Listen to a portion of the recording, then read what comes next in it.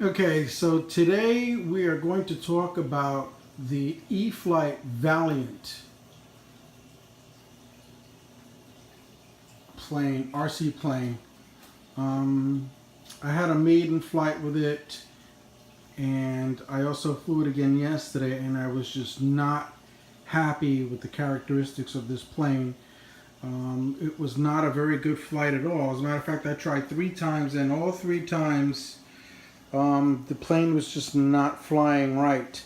I noticed that it was going to the left, and no matter how much, I'm sorry, it was going to the right, so it wanted to go in that direction.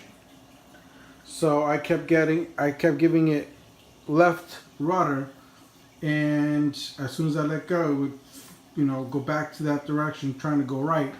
I tried trimming it, and I brought it back down, and I fixed the clevis, and for some reason it just wasn't, it still would not fly right. And unfortunately, at the field, because I'm a newbie, and I wasn't paying much attention, when I tried to correct the clevis on the rudder, the push rod, um, I was doing the wrong one.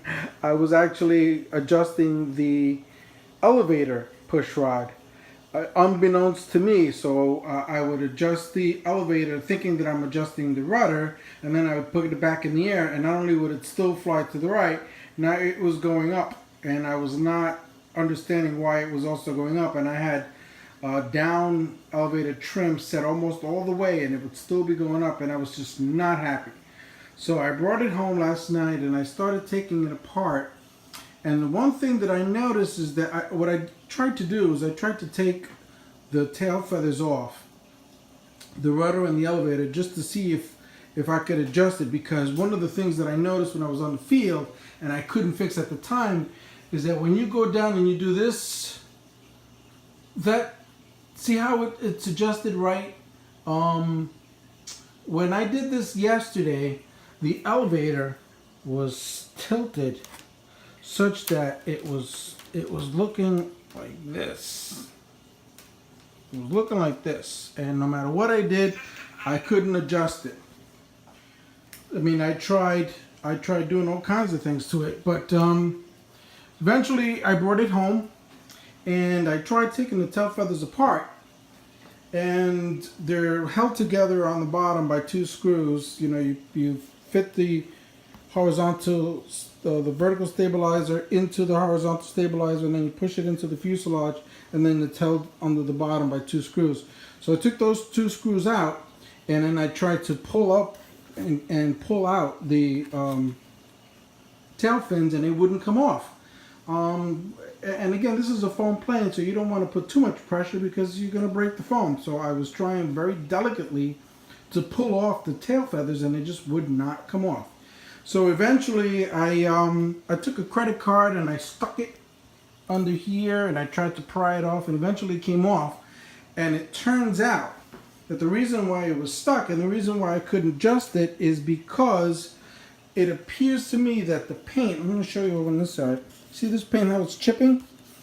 The paint from the horizontal stabilizer and the fuselage acted like a glue. So the tail feathers were glued in place, and I couldn't adjust it this way, and I couldn't adjust it up and down. It just wouldn't move. So after I pried it off and I figured that out, I put it on properly. I used the tape measure because, one of the things you need to do. And this is all, and I did all of this when I put the plane together, and it looked fine, but for some reason, I don't know. It wasn't.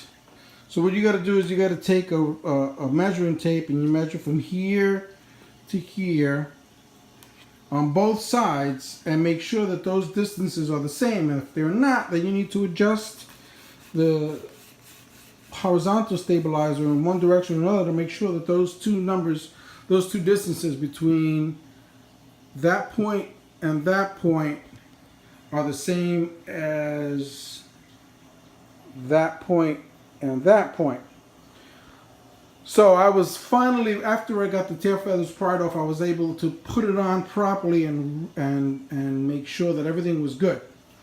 So now as far as the plane trying to because it was veering to the right. It wasn't aileroning to the right. So that indicated to me that it was a problem with the rudder.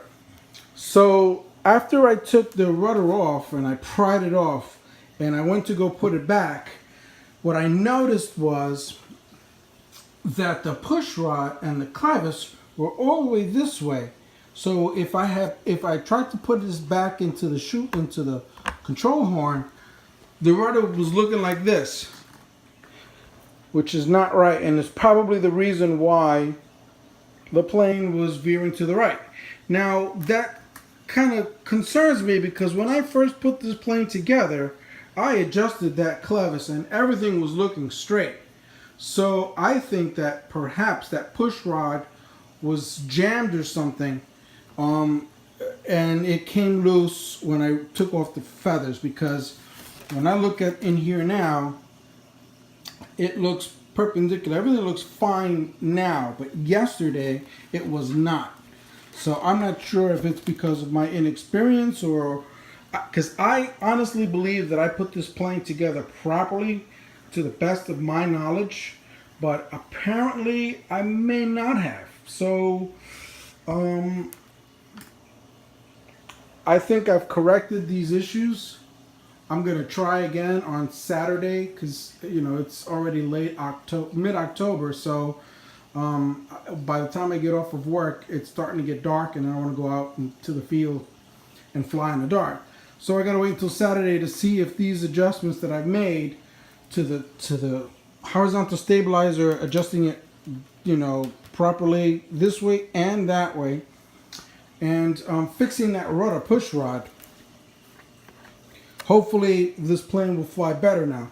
And I noticed another thing this morning when I went to take off the wing, the same situation with the paint chip. You know, the paint had become glued when I put this bracket on, when I first put it together and I tightened it down. That paint became glue, and then I couldn't pry this off. I had to take a very credit card and pry this bar off because the wing was glued to the fuselage and I couldn't move it. So I wasn't too happy about that. It's one of the things you have to be careful when you're putting this plane together. If you're doing it for the first time, make sure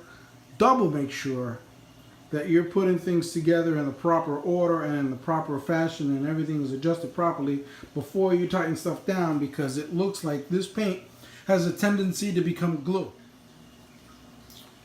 Okay, final thoughts. I put the plane together again. I put all the screws back in. I put the prop back on and I put the spinner back on, so everything is nice and tight, fit together.